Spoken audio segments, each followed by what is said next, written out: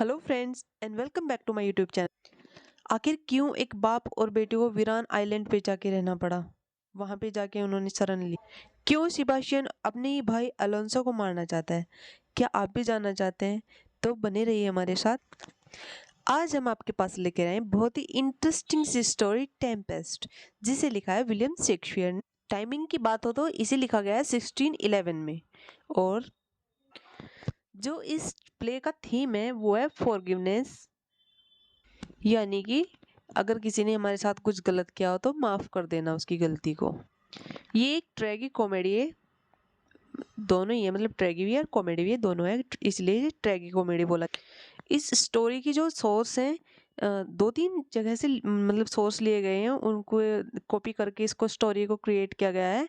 एक दो सोर्स है जैसे स्टोरी ऑफ यूरेला एंड इसाबेला, ये भी स्टोरी का सोर्स ही है। सेकंड सोर्स है इसका सिल्वेस्टर का जॉर्डन टेम्पेस्ट, ये दोनों इसके सोर्स माने जाते हैं। चलिए कहानी कंटिन्यू करते हैं अपनी। इस स्टोरी का हीरो है प्रोस्पेरो, जो कि मेन है। स्टोरी की स्टार्टिंग में ही ड्यूक ऑफ मिलान यानी कि मिलान का राजा है, लेकिन इसे बाद में इसके भाई ने ही इसको देश से निकाल दिया है। प्रोस्पेरो की बेटी है मिरांडा। मिरांडा ने सिर्फ एक ही मेल पर्सन को देखा है जो कि इसके पिता हैं।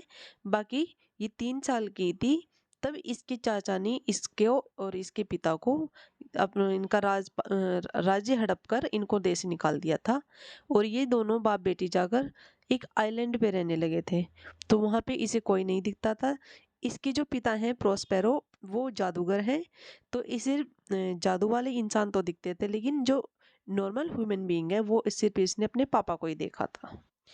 प्रोस्पेरो जो कि मेन हीरो है, उसका भाई है एंटोनियो, हमने बताया था, जिसने चीट करके अपने भाई प्रोस्पेरो को देश निकाला दे दिया था। एक इसमें सुपर नेचुरल एलिमेंट है एरियल, जो कि प्रोस्पेरो जो हमने बताया जादूगर है उसकी हेल्प करता है और उसके साथ रहता है।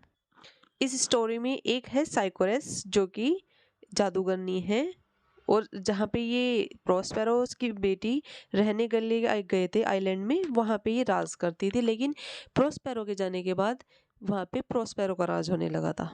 साइकोरेक्स जिसका बेटा है कैलिबन, जिसने कैलिबन को साइकोरेस ने बांध के रख रखा है और उससे अपनी गुलामी करवाती है। कैलिबन भी जादूगर है, साइकोरेक्स भी जादूगर है, सभी इसमें मैजिशियन है। प्रोस्पेरो और मिरांडा ह्यूमन बीइंग है उस आइलैंड पे। एक कैरेक्टर है एलेंजो जो कि ड्यूक ऑफ नेपल्स है। प्रोस्पेरो क्या था? ड्यूक ऑफ मिलान था और ये ड्यूक ऑफ नेपल्स है, यानी कि नेपाल का राजा। एलेंसो का बेटा है फर्डिनेंड, यानी कि son of duke of Naples. Alonso का भाई है सिबाशियन। एक कैरेक्टर इसमें गोंजेलो भी है जो कि बूढ़ा है और काउंसलर है। ये मेन कैरेक्टर थे। जो माइनर कैरेक्टर है वो स्टोरी में हमें पता चल जाएंगे। मेन कैरेक्टर का नाम बताने से एक तो कैरेक्टर अलग अलग हमें समझ में आ जाते हैं और स्टोरी का ओवरव्यू भी हो जाता है। चलिए कहानी स्टार्ट करते हैं अपनी विदाउट टाइम वेस्ट किए। कहानी स्टार्टिंग कहाँ से होती है? एक समुद्र से होती है। समुद्र में क्या है, जो अलेंसो है उसका जहाज आ रहा है समुद्र में। तो प्रोस्पेरो को पता चल जाता है, तो वो उस समुद्र में तूफान उठा देता है और वो जहाज डगमगा रहा है, मतलब बहुत ही खतरे से में है वो जहाज समुद्र में। तो टेम्पेस्ट मीन्स होता है तूफान। तो यहीं से स्टोरी स्टार्ट होती है।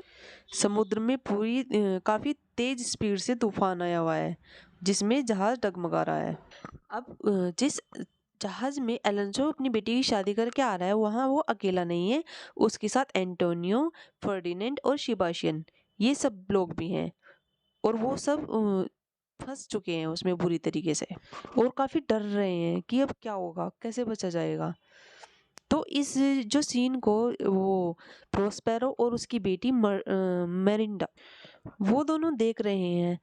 इस सीन को देख के मिरांडा को काफ़ी डर लग रहा है और वो अपने पापा प्रोस्पेरो से पूछ रही है कि कहीं आपने तो नहीं इस तूफान को उठा रखा है, क्योंकि वो एक जादूगर हैं, वो कुछ भी कर सकते हैं। वो कहती है अगर आपने ऐसा किया है तो प्लीज आप इसे शांत कर दीजिए, इस तूफान को, मुझे बहुत डर लग रहा है। और जो इस जहाज में जो आदमी है, ये 4-5, वो सभी बेचारे डूब जाएंगे पानी में।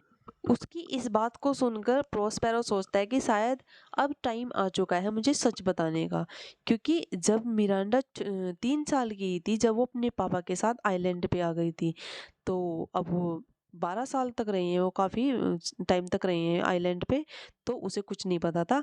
अब वो उसको पास्ट के बारे में बताता है कि उसके साथ हुआ क्या था।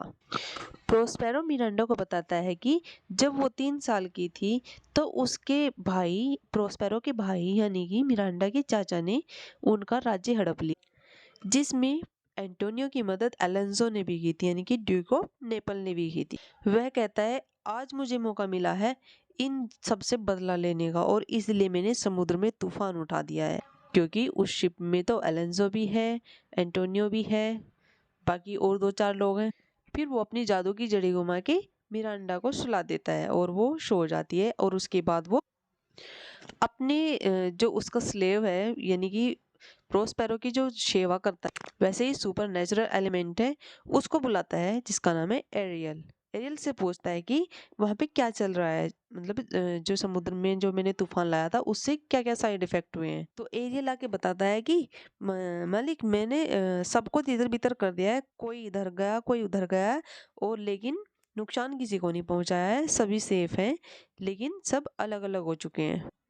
लेकिन एरियल प्रोस्पेरो से रिक्वेस्ट करता है कि देखो मैंने तुम्हारा काम कर दिया है, अब मुझे तुम आज़ाद कर दो और मुझे तुम्हारी सेवा नहीं करनी। और इस पर प्रोस्पेरो को गुस्सा आता है और वो उसको याद दिलाता है कि याद करो, तुम भी कैलिबन की तरह साइकोरेक्स के कैद में थे और वहाँ पे उसकी गुलामी करते थे, मैंने ही तुम्हें उससे आज़ाद किया था, अब तुम्हें मेरे साथ काम करने में भी दिक्कत है। इस बात को कैलिबन भी सुन रहा था, क्योंकि वो प्रोस्पेरो जादूगर है, उसके आसपास सभी नेचुरल सुपर नेचुरल एलिमेंट्स रहते हैं। तो कैलिबन इस बात से चिढ़ जाता है, क्योंकि वहाँ पे प्रोस्पेरो के आने से पहले उसकी माँ का राज चलता था, यानी कि उस साइकोरेक्स का। तो वो चिढ़ता है कि पहले मेरी माँ का राज चलता था, अब ये हम पे हुक्म चला रहा है। तो वो प्रोस्पेरो को मारने की प्लानिंग सोचता है कैलिबन। जब समुद्र में जो जहाज था वो उसमें से वे सभी इधर उधर हो चुके थे, सभी तितर बितर हो चुके थे, तो जो फर्डिनेंड था उसको जो एरियल जो है वो प्रोस्पेरो के पास ले आता है उठा के अपने साथ। अब प्रोस्पेरो के पास तो मिरांडा भी रहती है, तो मिरांडा ने तो अब तक सभी सुपर नेचुरल एलिमेंट देखे थे, अब फर्डिनेंड तो नेचुरल ह्यूमन बीइंग है, तो वो सोचती है कि पता नहीं ये नेचुरल है या फिर सुपर नेचुरल है, समझ नहीं आ रहा था उसको। फिर उसे बाद में समझ आता है कि ये हम लोगों जैसा ही है, ये एक ह्यूमन बीइंग है। मिरांड को फर्डिनेंड पसंद आता है। जब अलेंसो की आंखें खुलती है, ये सब इधर उधर पड़े रहते हैं, तो थोड़ी देर बाद इनकी आंखें खुलती है, तो ये सब चारों अपने, मतलब तीन तीन रह गए, फर्डिनेंड को तो एरियल ले जा चुका था अपने साथ। तो ये देखते हैं अपने आप को समुद्र के किनारे पड़ा हुआ पाते हैं और बिल्कुल सेफ है। लेकिन जब अलेंसो ने इधर उधर देखा तो उसको फर्डिनेंड नहीं मिला, तो उसने सोचा कि हम सब तो बच गए, लेकिन शायद फर्डिनेंड बेचारा, क्योंकि उसका बेटा है वो, कि वो शायद डूब गया है पानी में और वो मर चुका है। तभी में एरियल का सॉन्ग सुनते हैं। एरियल जो है एक सुपर नेचुरल एलिमेंट है, ये सॉन्ग गाता रहता है, तो उसके सॉन्ग को सुन के ये सभी दोबारा से नींद में आ जाते हैं, इन्हें नींद आ जाती है और ये सभी फिर सो जाते हैं। तो कुछ समय बाद एंटोनियो की आंख खुलती है, तो एंटोनियो क्या करता है, सिबाशियन को भड़काता है, कहता है कि तुम अपने भाई इस अलेंसो को मार दो, क्योंकि एंटोनियो ने भी खुद ऐसे अपने भाई की प्रॉपर्टी को हड़प रखा था। कहता है अगर तुम इसको मार दोगे तो तुम बन जाओगे ड्यूक ऑफ नेवल, तो अभी बढ़िया मौका है, ये सो रहा है और तुम इसको मार दो, उसे भड़काता है। तो सेबास्टियन को इसकी बात सही लगती है, सोचता है हाँ मैं ड्यूक ऑफ नेपल बन जाऊंगा। तो जैसे ही वो उसको मारने के लिए सोचता है, तो एरियल अब इनकी बातें सुन रहा था, एरियल आके अलेंसो को उठा देता है और वो जाग जाता है। कैलिबन जो साइकोरेक्स चुड़ैल थी उसका बेटा है, तो इसको क्या जो एलोंसो है उसका एक नौकर वाइन पिला देता है, तो इसको बहुत पसंद आता है वो। ये कहता है कि तुम तो बहुत अच्छे हो, तुमने तो मुझे बहुत अच्छी चीज़ दी है कि ऐसा करते हैं हम दोनों फ्रेंड बन जाते हैं और मिलकर जो एक प्रोस्पेरो है मैं उससे बहुत परेशान हूँ, दोनों उसको मार देते हैं क्योंकि प्रोस्पेरो मेरे से बहुत काम करवाता है और मुझे डांटता भी रहता है। उधर जो एरियल था वो फर्डिनेंड को प्रोस्पेरो के पास ले आया था। तो अब प्रोस्पेरो को तो उस डाउट था कि भाई शायद ये अपने पिता की तरह मुझे धोखा नहीं दे दे, क्योंकि उसके पिता का भी काफ़ी रोल रहा था उसको वहाँ से निकालने में। उसके भाई के साथ हेल्प की थी अलोंसो ने। तो वो उस पे डाउट करता है, लेकिन फर्डिनेंड ऐसा नहीं है, वो काफ़ी अच्छा इंसान है। वो अपने आप को प्रूव करना चाहता है। तो प्रोस्पेरो क्या करता है, अब वो और तो कोई सोर्स है नहीं, अब वो फर्डिनेंड से भी हार्ड वर्क कराने लगता है। कहीं लकड़ी के गट्ठर पड़े हैं उनको कटवाता है। ये सब देख के मिरांडा को बहुत तरस आता है। वो कहती है कि पिताजी आपने इससे भी हार्ड वर्क कराना शुरू। उधर प्रोस्पेरो को आभास हो जाता है कि तुझे जो तेरा स्लेव है ये मारने की प्लानिंग कर रहा है। तो वो उसको और जो अलेंसो का सर्वेंट था उसको दोनों को वहां से भगा देता है। ये एंटोनियो, एलेंसो, फर्डिनेंड ये सब कंफ्यूज्ड हैं। ये सोच रहे हैं कि हमारे साथ चल क्या रहा है, ये हो क्या रहा है हमारे साथ। इन्हें कुछ समझ नहीं आता है। तो इनके पास एरियल आता है और वो उन्हें बता कि ये सब प्रोस्पेरो कर रहा है और तुम लोगों ने गलती की थी, इसीलिए उसे ऐसा करना पड़ रहा है। और एरियल इन सबको अपने साथ प्रोस्पेरो के पास ले जाता है जिससे वो अपना बदला ले सके। लेकिन प्रोस्पेरो क्या करता है, प्रोस्पेरो माफ कर देता है, अपना मतलब लड़ाई नहीं करता इनसे और इन दोनों को माफ कर देता है। और वहाँ पे जब अलेंसो फर्डिनेंड को देखता है वो तो बहुत ज़्यादा खुश होता है, देखता है कि मेरा बेटा तो जीवित है, मैं तो सोच रहा था कि मर चुका है। वह फर्डिनेंड के साथ मिरांडा को भी देखता है और वो उन दोनों को आशीर्वाद देता है और उन दोनों की शादी भी हो जाती है। इस तरह जो अलेंसो है वो भी अपनी गलती मान लेता है और एंटोनियो अपना जो उसने उसका राज्य हड़पा था वो उसे वापस दे देता है और प्रोस्पेरो दोबारा से ड्यूक ऑफ मिलान बन जाता है। इस तरह ये स्टोरी एंड होती है और हैप्पी एंड हो जाती है।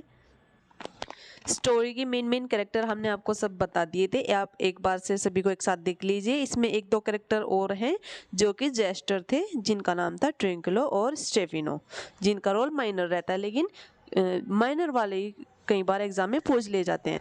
सबसे ऊपर ये गोंजालो है जो कि हमने ओल्ड एडवाइजर बताए थे, काउंसलर बताए।